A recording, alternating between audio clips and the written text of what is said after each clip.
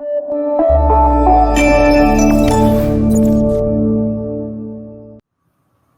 how about that for a press box this week, Jay and Josh? I mean, you have two great former professional athletes joining us. Some insight, some things I didn't know about Jeremy, some things I didn't know about Dennis. So, wow, I mean, we got some stuff that's if we start like this, can imagine where we're going to be going in a few weeks. This is great, guys. Sorry, Josh, go ahead. Oh, no, I was just going to say, yeah, great interviews, great personalities. I enjoyed both of them very much, both interviews.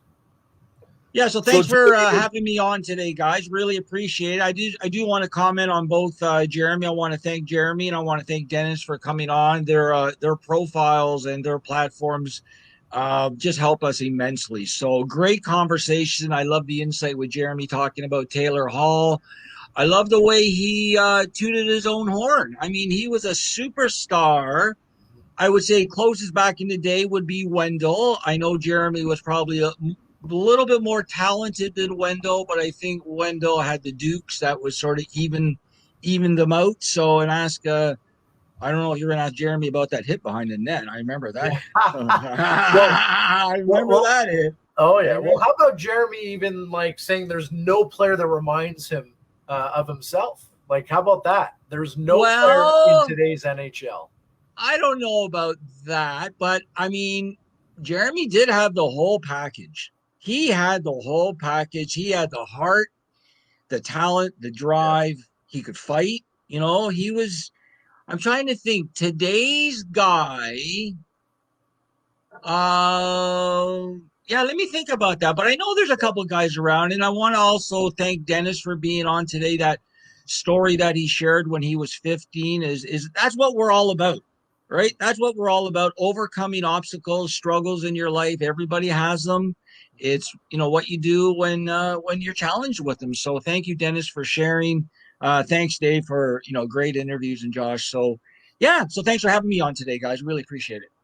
Absolutely. And I know I wouldn't forget that series with the Flyers and the Leafs, as you were talking about the hit behind the net with JR. And, yeah, I mean, I at that point, I even thought that the Leafs would be able to win that series and Belfour would stand on his head. But, yeah, that was a disappointment. Was that the same series where Domi did the elbow? That was against New Jersey, wasn't it? The Scott Niedermayer. Oh, that was against Jersey. That's right. Yeah. That was the year before, right. I think. Yeah, you're right. Yeah, that's a year we should have won. Yeah. That's a year we should have won. Well, how about the year when we even went to I say we, I'm not even a Leaf fan, even though I'm wearing a Leaf shirt. I know, I saw that. I like that. I like that. I got to do laundry. But, I mean, the series, if you remember when they won two series, they beat Ottawa, which they always beat Ottawa. Yeah. And then I forgot who they beat the second round, but they played Carolina in the third round because I was working for Leafs television at that point, and I had basically a free entrance to every Leaf home playoff game. Working for Leafs television, and it was pretty awesome and being there. And I actually got into kind of being a Leaf fan, and I was cheering for them. And that series. Was it Buffalo that we beat? Was it Buffalo that we beat the second round? No, it's gonna drive me nuts now. I don't think of the second. And all I remember is they should have probably kept Sundin on the sideline when they went down to Carolina because it changed the chemistry of the team. They thought, oh, Sundin's back. Okay, everybody can just take it. And he wasn't back. Like he wasn't Matt's, right? And it ruined the chemistry of the flow, I just thought. And I mean, but in Carolina always plays us tough. That's true. They always play the Leafs tough. Speaking of Sundin, I want to ask you a question. Okay. What do you think about Sundin finishing his career in Vancouver and not finishing it up as a Leaf? I know he wanted to finish in Toronto. He tried to re-sign. I think it was Cliff Fletcher that said, okay, no, we're done with you, pretty much, right? He wanted to finish a Leaf, and I think it was kind of an eyesore. And to be honest with you, I think to this day, it leaves a sour taste in Sundin's mouth. That's why you don't see him too often in public anymore. Well, see, now I have a totally different perspective than you, Josh. I'm under the impression that he wanted to leave. Because I mean, from what I recall, and again, who knows? Because I'm not totally on the inside with the Leafs, but I mean, from what I heard that the Leafs wanted to trade him to Detroit because Detroit was still a powerhouse and they wanted to repeat. I think they were repeating, or when it was in that era when they won all the cups. And we could have got some high prospects, and they wanted him. We wanted him to go there, but he said, I want to stay a Leaf. And then all of a sudden, you went to Vancouver. Yeah. I mean, what are you doing? Like, why? And then he didn't even finish in Vancouver. He retired in December. Yeah. So I think I like Sundin, but I thought as a Leaf fan, I have a sour taste in my mouth how he left, because if he would have went to Detroit, he could have gotten some great prospects. I believe we were a playoff team then, or we were coming on, and I don't know. And then he went to Vancouver and retired. Like, well, What are you doing? I don't understand that logic myself. I could be wrong, but I'm just from a fan. I think he was kind of from what I was told that he was kind of I don't want to use the term butthurt, but I guess I will. That they wanted to part with him, and he wanted to stay in Toronto. Obviously, Toronto was going to get prospects, and I think they were going to get a first rounder in that deal. Yeah. But he refused the deal. He wouldn't waive his no trade, and he was unrestricted at the end of the year. But he said he wanted to remain with Toronto. He didn't want to be traded. He had a new wife. I'm pretty sure he just got engaged, and from to a girl here in Toronto, and he didn't want to leave. And I think he signed with Vancouver because Toronto didn't want to re-sign him. I don't know why he wouldn't want to go to Detroit and win a cup. He never won a cup. He's been in the league 13, 14 years at the time. Detroit's on his way to a cup. Go to Detroit. Well, but that's enough about. Let's move on. Let's talk about today's Dave. Yeah. Let's get Dave in there. So Dave, you got it. As an American, what's your hockey question? Well, let's take a look at the standings right now. You can kind of see it. The Leafs look pretty good, and I think they quietly, here stateside, I don't think we've kind of paid attention to them just because all eyes here. I was always talking about Vegas.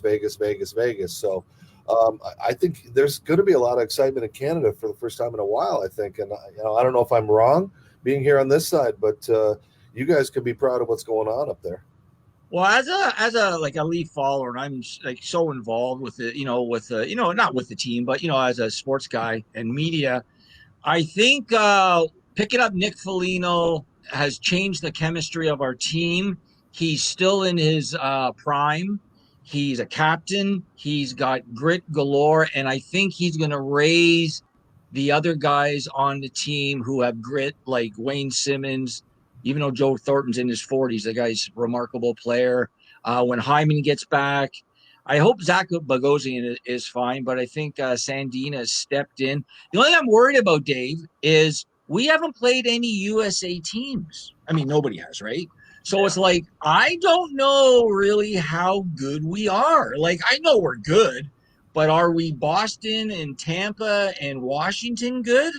I don't know. We'll see, but I think, our Achilles heel will be our goaltending but they say Freddie's on the ice.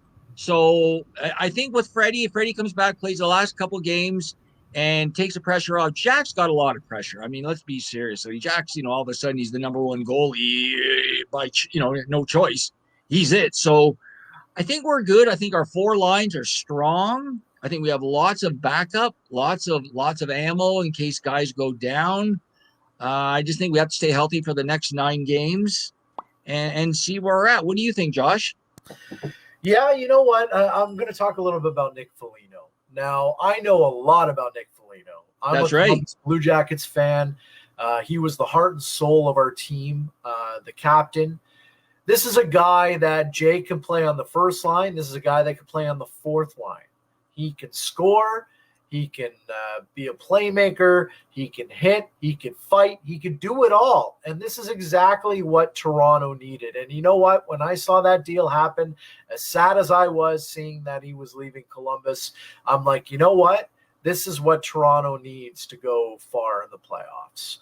Well, let's follow up on that, Josh, because I know you are a Columbus. You have Columbus strong ties, and you're a Columbus fan, and obviously you watch Nick for how long? Nick's been there for 10 years, I guess. I mean, he's been there for he was traded from Ottawa, 10, 12 years ago. He's been there for a while now. So tell Leaf fans what to expect. Like, what great tangibles are we going to get from Nick on a daily basis? Well, like I said, he can play on the first, he can play on the fourth line. The guy is a heart and soul of a team. He's not the captain of the Leafs, but you know what? He's going to be a voice in that locker room because he's a team leader. You know, he focuses on what the team does, not what he does. He just goes out and he plays his role. And that's why John Tortorella and Columbus loved this guy. He was sad to see him go because he adapted to Torts' system. He blocked shots. He hit. He fought. He scored. He, dished the puck out. The guy was incredible for Columbus. And what do you think? What do you think the Leafs are going, like the Leaf fans are going to see on the ice? Feeding through the other players, like what do you think he's going to do to the other players? How do you think we're going to see a difference? I think we already do, but like, how do you think his passion is going to bleed through the team? Well, you know what? He's not afraid to voice stuff with players. He's very open with guys. All the players loved him in Columbus. I guarantee you everyone in Toronto is going to love him. They're going to love hearing from him and what he has to bring to this team. And it's going to, you know what? I think it's going to help that locker room. There's a lot of leaders in that locker room. Let's be honest. Joe Thornton, Jason Spezza, guys that have been around the league for a long time who are well respected, right? And then you got John Tavares. Let's not forget about John. But I honestly believe Foligno might be the actual glue that keeps things together. Goaltending is a question. You mentioned that before, whether or not Freddie Anderson's going to be fine with this knee injury he's been suffering, how he's going to play when he comes back, if Campbell's going to be able to kind of hold the reins down if he's not 100%. Goaltending, I think, is the number one question going into the playoffs. But you know what? I guarantee that team is looking pretty good right now up front. And, I think this team this year for the first time in a while. I think we're going to be able to cycle, which is going to be huge come playoff time because, you got to have grit. You got to be able to go down low. You got to be able to go into the corners. And I think we're going to have that. I'm going to put you on the spot here, and then I want to get Dave in there, and then I think you guys can kick me off. I'm going to put you on the spot now. Since you're a Columbus boy, right? Let's get Nick on the show before the playoffs. I was actually going to ask him today, but then I'm like, I got to go through PR, and that's going to be a hassle. Maybe we could do it. Like he would totally do it for me. Maybe would he? Well, if you can start that process, we'll have a special Leaf show. If you can make that happen, we'll get Dave back on. Dave, I want to ask you, who's your team in the U.S. now? Who do you think is going to go to the Cup on your side? I've kind of become this fan since we don't really have anything here in Hartford. We don't have the Whalers anymore. I've kind of become a Las Vegas fan just because what a great story it was and what they almost did in that very first year of existence. But I just don't know what kind of Las Vegas team we're going to see in these playoffs and if they even have enough to get out of that first round, and you got Tampa and all those kind of things. But I wanted to throw a quick curveball to you two, since Jeremy touched on it briefly, is Ovechkin got any shot to set the record for goals, or is he going to just drag on like a Gordie Howe kind of guy and get 16 or 17 goals? And do you think that he has any shot to pass the great one? I'd say no. No, he's 200 goals? Do we have? He's like 200 away, kind of. Yeah, he's like 200 away. It's pretty close, but as JR said, I'm just pulling it up here. as JR said, because of the shortened seasons, I think it's really hurt his numbers. I think he's going to come close. I think he'll end up be possibly fourth in the league. I know Yager, let's see. So I have the leaders here. So Ovechkin right now, he sits at 730 goals. Fifth spot, or Ovechkin's in the sixth spot, but in the fifth spot is Marcel Dion, 731. So he's one goal away. That's going to move him up to fifth spot. Brett Hall is only 11 goals away.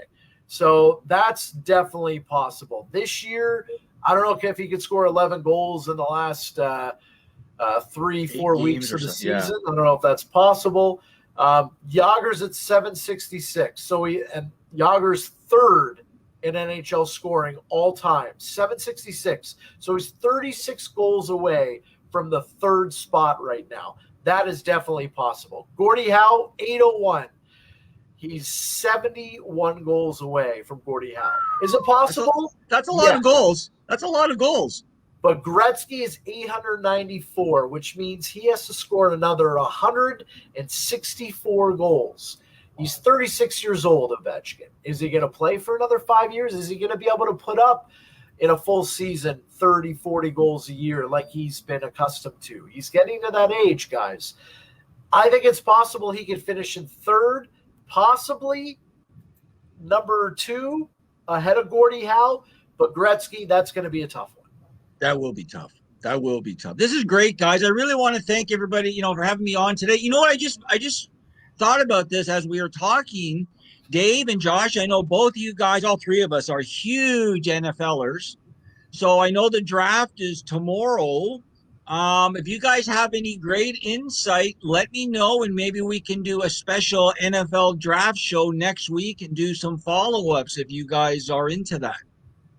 It'd be interesting to see if there's some trades or if stays or what's going to be happening up until tomorrow. And if the Dolphins trade their pick again. Yeah, maybe we can. I hope not. How many times have they traded their pick in the last 2 weeks? Well, they got lots of. Don't they have like 8 picks or something? And they were talking to Arizona or something like that. I'm not updated in the last couple of days, so I don't know exactly where they're at. But I think we should do. Should maybe do an NFL show. Get Chris Berman on, or get somebody on, Dave, who you think might want to come on and talk NFL. We'll see what we can do. Yeah, let me know if you guys can do that. But again, I want to thank you guys for having me on today, and I will mute myself while you guys end the show. All right. Hey, Thanks, Dave, any way you can play us out on Brass Bonanza since you're a former Hartford Whaler fan? If I had Berman, I think that's his cell phone. But what a great show, Josh. I want to thank you for hooking us up with Jeremy. It doesn't get much better for hockey fans to be able to talk to one of the third.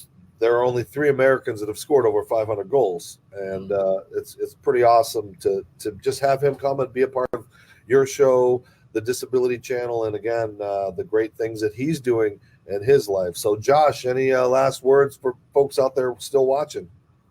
Well, JR was amazing. I just want to say that, he's a good dude and appreciate him coming on. And, one thing I guess I could have brought up with JR is the other high-scoring American right now that everyone's been talking about, and that's Patrick Kane and his former stomping grounds, right? Because Patrick Kane, he's a stud too, right? Like, this is a guy that is definitely going to be in the Hall of Fame. And speaking of Hall of Fame, JR needs to be in the Hall of Fame. Absolutely. So continue to push for that. And where can people follow you, Josh, off of the show? Well, I'm on Twitter at Josh Rimmer PR, 1M, that is. I'm on Instagram at Josh Chasing Greatness. I'm on there talking about fitness and health and keto. I'm down 130 pounds in 6 years. So I'm on there promoting that. And am I on anywhere else? No, that's it. That's about it.